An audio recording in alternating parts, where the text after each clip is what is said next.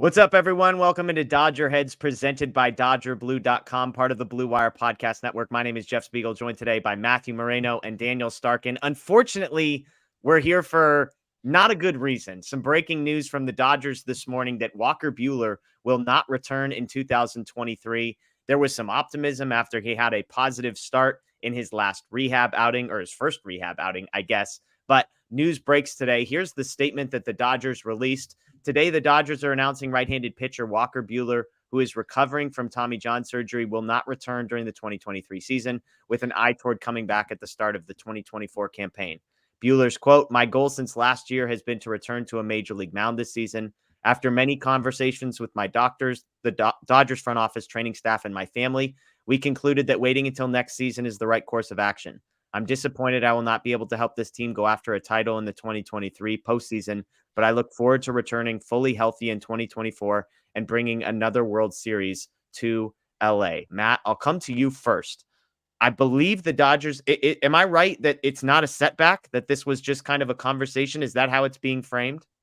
Yeah, that is definitely the indications that are being put out, and I think that is probably true. I mean, they're Bueller, honestly, since he started throwing really early this year, from flat ground, and then his bullpen sessions and simulated games and all that, like there wasn't any reported setback along the way, so that was encouraging. That's honestly what kept me sort of believing that okay, pitching late this season might end up being feasible, and then he goes and makes his first rehab start for OKC on Sunday, beginning of this week, and 2 innings. His fastball velocity got up to 96 miles an hour. And so, like, it wasn't like he came out throwing 88 and we were all like, well, wait a minute, what's this going to look like? So, again, like, I bought in even more. I was like, okay. And Dave Roberts said again, after that start, that no setback, just normal soreness type thing. And he was scheduled to pitch again today, coincidentally, Friday, when we're recording this, for OKC a second time. Obviously, plans have now changed. But yeah, I mean, if you want to look at an encouraging aspect with all of this, it's that there doesn't appear to be any sort of setback, which is obviously great for Walker and the Dodgers, even if it is, more of an outlook for next season. Look at Matt, Daniel. This guy's believing the Dodgers when they give him an injury update. They say no setback, normal soreness, and Moreno's all in. That's what I was about to say. Is I hope that's the case. We'll find out eventually. I mean, I know we probably won't get another Buehler update the rest of this season, and then there's a 3-month off season, so we probably won't know for sure until spring training when he shows up and we see how he looks. But hopefully that's the case. Obviously, a guy recovering from his second Tommy John surgery, there's always the potential for a setback, especially when he ramped up as quickly as he did. So you just hope it's not that. By the statement, it doesn't seem to be that, so that's good. And you hope he's back for 2024. But I think we're all in agreement that coming back this season was always very ambitious, and none of us truly bought in until like the last few weeks when he started his live BP sessions, and then he goes out on the rehab assignment. That's when you kind of started to actually believe, this could happen, especially given the state of the rotation right now. It's not great, and we'll get into that. So you're hoping, hey, maybe he could come back and be a Game 4 starter, pitch 4 innings or whatever. But coming off a second Tommy John, he's still young. He still has his whole career ahead of him. This is not something you want to mess around with. So I can't say I'm completely surprised by the news we got today.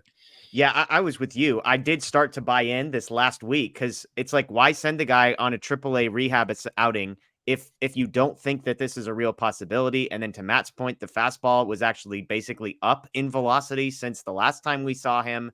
He was effective. It wasn't even one of these rehab assignments where it's like, well, 4 hits, 3 earned runs in 2 innings. And, it's just he was trying some things out. He was effective and the velocity was there. And so there has to be more to this story. Maybe regular soreness cease to be regular soreness. Like, I just don't understand how there could not be a setback and they come to this conclusion. Those feel like completely contradictory ideas, because if you put him in rehab on a rehab assignment at AAA, you're clearly on a pathway towards playing in a major league game at some point this year. And yet they didn't. I tweeted this out earlier this morning. The Dodgers projected rotation coming into the spring. If you look at this, Clayton Kershaw, who's banged up, Julio Urias, who's not expected to pitch at any point, Noah Syndergaard, who is traded, Dustin May out for the year, Tony Gonsolin out for the year, Walker Buehler, probably a guy that some people were penciling in as a cross your fingers playoff rotation guy. and he's out for the year. So Daniel, I'm not looking for like a specific, well, in 1997, this happened. Yeah. In a worse week for Dodgers starting pitchers like ever. You've got Kershaw, who looks terrible, Julio, who again expected to not pitch for the rest of the season. Now Buehler not coming back. You mentioned to me right before Lance Lynn continuing to be terrible. I can't imagine a worse like 5-day stretch for a Dodgers pitching rotation, and it coming at the worst possible time. Yeah. Lance Lynn has now given up 40 homers on the season, something he kind of downplayed and said he doesn't really care about, which I think that's probably something you should care about as a starting pitcher. But yeah, it's been a pretty rough week. Obviously thankful for Ryan Pepiot last night. Had a really good start. Takes a perfect game into the 7th or whatever it was. That was something we needed to see right now, just given the overall state of the rotation. You just ran through it. It's not great, and we're in September here. It's not like we're in May and you could make trades or call guys up and get some stuff figured out before the playoffs. We're in the final month before the playoffs. This is the worst time to be losing key members of your starting rotation. So yeah, this is about as bad as it could get. But they do still have some young promising guys. So hopefully they're going to be depending on those guys to step up at this point. Yeah, I'll keep private at which point in Ryan Pepiot's perfect game I turned on the TV, because I might get some hate mail if I tell you the exact moment that I turned it on. But Matt, this is the other piece that Daniel is kind of alluding to here. There is sort of an excitement about, not that Buehler isn't pitching, but like we've kind of debated, well, is it going to be, are they going to let the young guys go? And well, probably not. The Dodgers have such high expectations. That's not really their move. Now they don't have a choice. Like Emmett Sheehan, Bobby Miller, Ryan Pepiot are legitimately, you could make a compelling case, the 3 best starting pitchers that the Dodgers have on their roster right now. I will die on Clayton Kershaw Island, and I don't care about the shoulder. I don't care about velocity. Like, I don't care about pitch mix. I will die believing that Kershaw is going to be effective every single time he goes out there. So I'm going to get that out of the way if he goes out there. Now, if he goes on the injured list, we got a whole different conversation. But I do think there's some excitement, in part because, Matt, like Bobby Miller was incredible in his last outing. Ryan Pepiot has been incredible all season since coming back from injury. Emmett Sheehan, I talked about on our National Series preview, like he had a 45% whiff rate his last time out. His last 3 outings at the major league level have all been incredible. There's some sort of excitement. It's a bummer there's no Buehler, there's no Urias, and Kershaw's banged up. And yet, I kind of am excited to see how these young guys perform in the next, hopefully, 2+ months of baseball. Yeah, we might have different definitions of exciting. But I do think, to your point, like, obviously this isn't an ideal situation for the Dodgers by any means, but there could be worse options that they're basically having to fall back on, clearly. So again, like, I do agree with you in the sense that, Bobby Miller, Ryan Pepiot, Emmett Sheehan, like, it definitely could be a lot worse than that group that you're looking at having to rely on, whether it's going to be, traditional starts or piggybacking or, being not necessarily openers, but maybe shorter outings before going to, kind of a bullpen game type thing. I agree. And I do agree with you. With Kershaw, there is a certain, I don't know if it's hope or belief that, if he is out there, that he can figure it out. I don't necessarily know if he would be, and I know this wasn't necessarily brought up specifically, but I don't know if I would make him a game 1 starter at this point. I think he's more of like a game 2 guy for me right now. Who would be game 1 is basically, honestly, I mean, look, like, I know we all, like, Bobby Miller did great against the Braves, and that was, nice to see. But Ryan Pepiot now in 4 games, every game that he's pitched for the Dodgers, whether starting or coming out of the bullpen in a bulk role, has done very well. And so if he continues that kind of trajectory, then I think you'll feel a little bit more confident heading into October. I think also the flip side to this is, whether Kershaw, his shoulder was, bothering him or not, and if Julio was still around or not, in that obviously disaster of a situation, the Dodgers are probably going to have to rely on their offense throughout most of the postseason anyway. So on one hand, like, this doesn't necessarily change that aspect of it. And hey, maybe, these rookies, they're hard throwers. They might fare a little bit better than some of the veterans who don't have the same velocity. Yeah, and part of it is, like, I remember when Blake and I were talking prior to basically all of this news, there was a debate about, like, is Julio a better option for the rotation in the postseason than some of these young guys? Is Lance Lynn a better option? Like, I think once Julio goes down and you're like, well, shoot, now we're going to have to start at least one of these guys. I feel like as time goes on, it's easier to start 2 or 3 of them once you've already sort of broken the seal and had to decide, well, okay, now we definitely have to start Bobby Miller. We probably have to start Ryan Pepiot. Then it becomes, are we really going to start Lance Lynn over a guy like Emmett Sheehan? And I think maybe that decision becomes easier. Daniel, I'm curious, like, if I told you right now that the Dodgers 4-man rotation in the second round of the playoffs, should they get there, was going to be some combination of Kershaw, Bobby Miller, Ryan Pepiot, and Emmett Sheehan today, I will use the word excited about that. And again, am I excited because I think they're all going to crush it? Not entirely, but I'm excited because I think the ceiling on those 4 guys is way higher than some of the rotations we've thrown out as ideas over the last few weeks. I like the idea of young guys getting experience, and it's kind of just makes it fun to root for young, unproven players in a context like this. So it's exciting, not necessarily all positive excitement, maybe some negative or neutral excitement. But what word would you describe if that was the 4-man rotation the Dodgers sent out? Curious, I guess, would be the word. Okay. I don't know if I'd go with excitement. It's definitely not an ideal situation. Yeah.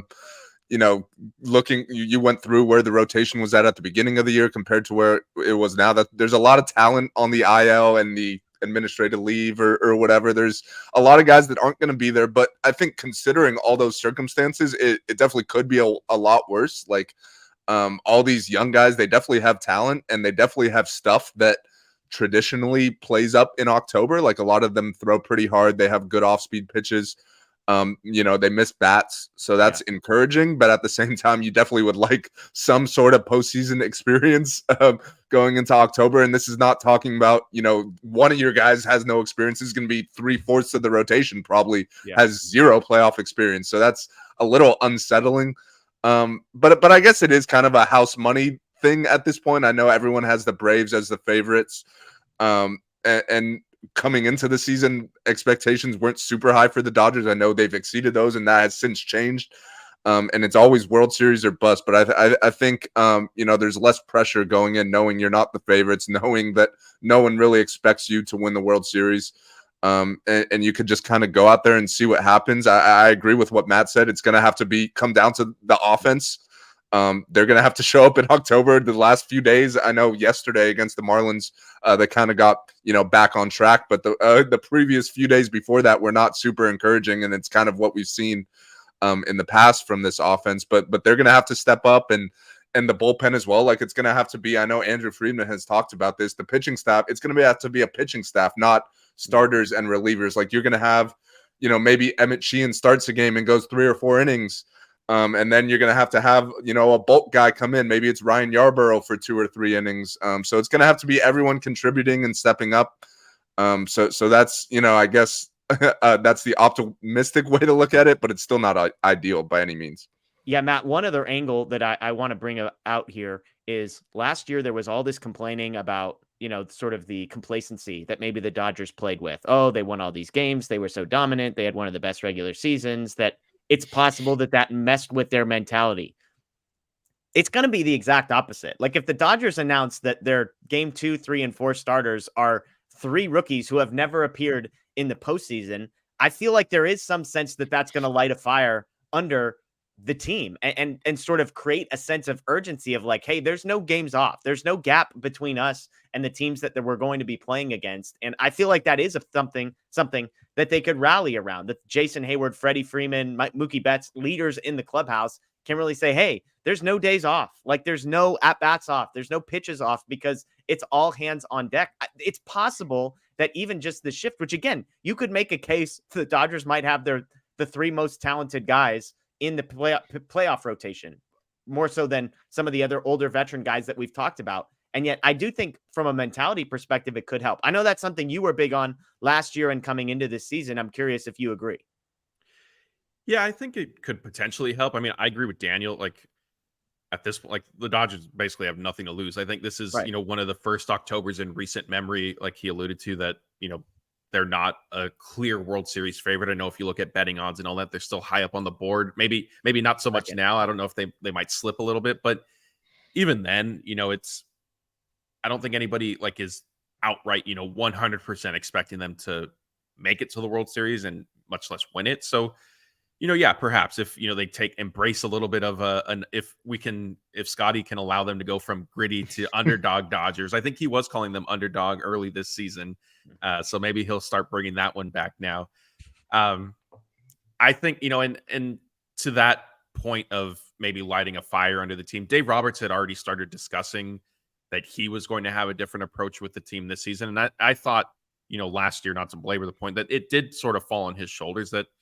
That Dodgers team, yes, they were far and away talent-wise so much better than everybody else. And what were they supposed to do during the regular season? Just ease up and lose more games because they just throw games away because they could? That wouldn't have made sense. And so, frankly, they're in a similar situation this year where they're running away with the NL West again. They're probably going to safely be the number 2 seed. So you could argue that it was shaping up to be almost a repeat of last year in the sense of, what is there to sort of play for over the final 2-3 weeks of the season. Now that probably changes a little bit. I think we still will see, either postseason auditions type thing with guys either, coming out of the bullpen instead of starting or trying different relievers in different situations, stuff like that. So, maybe it works. I think, the best part about this is there basically is nothing to lose for them, in my opinion. I think, you guys have said it, the pressure is off. And so you just, I know it's not basketball. You basically throw the ball up and let's see what happens, like they like to say. Yeah, pressure's off, but hey, I'm going to remain consistent. The Dodgers, the expectations are still, I think, high. I think there's a gap between them and the Braves. We've talked about that, but I also think just because Walker Buehler news should not change our overall views on the trajectory of this franchise. I think Julio Urias, that one's a big one. Clayton Kershaw's health, but I would still say this team has plenty of talent and has the capacity to go out and win a World Series. Because the playoffs are dumb and sort of, random, but also they still have one of the best, if not the best lineup in Major League Baseball. They still have a bullpen that over the last 2+ months has been the best bullpen in baseball. And so they still have enough talent on this roster. I don't want to just be throw up your hands and hopefully they get out of the NLDS. I think this team is good enough.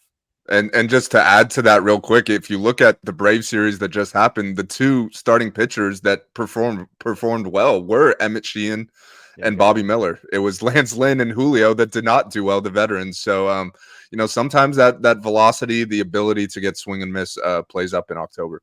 Yeah, and guys that there isn't a ton of tape on either. It's not like most of the teams that they will be facing have probably never seen these guys before. So there's an advantage to that. There's an advantage to having less tape out there. Of course, there's a disadvantage to having never pitched in the playoffs and to being rookies who haven't proven themselves also. But anyways, it's going to be fascinating. Maybe we'll change from exciting to fascinating. How about that? Is that a word we can all agree on? It'll be a fascinating next couple of months for the Dodgers organizationally. And we might be sitting here 2 months saying, holy crap, the Dodgers rotation for the next 5 years is going to be absolutely loaded because these guys are great. Or we could be sitting here and saying, who exactly is pitching for the Dodgers in 2024 that we feel good about? And Walker Buehler, to kind of bring it full circle. That's who will be pitching in 2024. Yeah, we can pencil him in as maybe obviously these young guys will be a part of it, but do we feel good about them remains to be seen. That's Matt Moreno. That's Daniel Starkand. As always, folks, we appreciate you joining us here. Subscribe, ring the notification bell. Tons of content coming throughout the stretch run. We've got series preview up right now. You can hear about the Washington Nationals and the matchups. A couple of these guys, Emmett Sheehan and Bobby Miller, pitching in this series. I put up my best bet for tonight's game, Emmett Sheehan related. So go ahead and check that one out. And then, of course, if you're a podcast person, search for Dodger Heads on Apple, Spotify, Google. Follow, rate, review. We'd greatly appreciate it. You can check out DodgerBlue.com. Matt and Daniel stuff on there. Dodger Blue 1958 everywhere on social media. Enjoy the rest of your day, folks. Dodgers Nationals this afternoon. And, of course, we end it with Go Dodgers.